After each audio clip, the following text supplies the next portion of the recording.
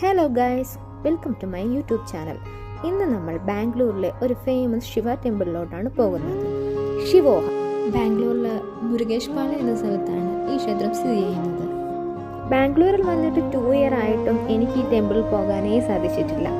ഇന്ന് ആദ്യമായിട്ടാണ് ഞാൻ ഈ ടെമ്പിളിലോട്ട് പോകുന്നത്. ഈ കാണുന്നതാണ് ഈ ടെമ്പിളിലെ ഏറ്റവും വലിയ പ്രത്യേകത. ഈ കാണുന്ന സ്റ്റാച്യുവിന് 65 ഫീറ്റാണ് ഉള്ളത്. അതേപോലെ 32 ഫീറ്റ് ഉയരത്തിലുള്ള ഒരു ഗണപതി സ്റ്റാച്യുവും 25 ഫീറ്റ് ഉയരത്തിലുള്ള ശിവലിംഗ ഗേറ്റുമാണ് ഈ ക്ഷേത്രത്തിലെ മറ്റു സവിശേഷതകൾ.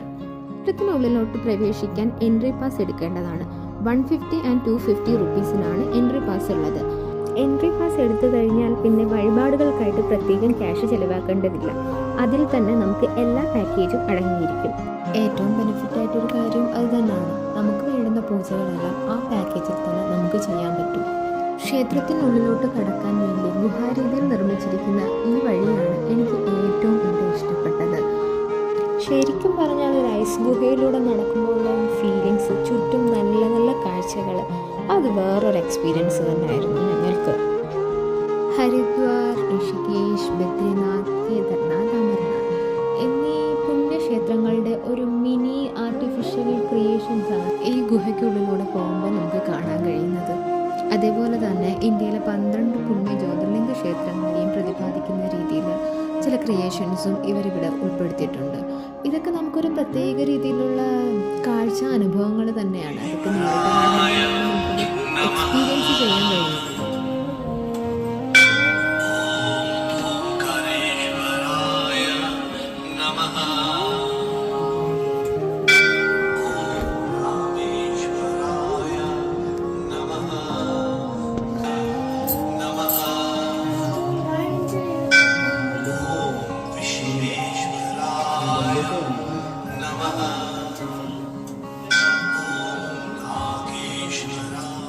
നമ്മൾ ഈ കാഴ്ചകളെല്ലാം കണ്ട് ഇറങ്ങുന്നത് ഡയറക്റ്റ് ആ വലിയ ശിവ സ്റ്റാച്യു ഉള്ളിടത്തായിരിക്കും.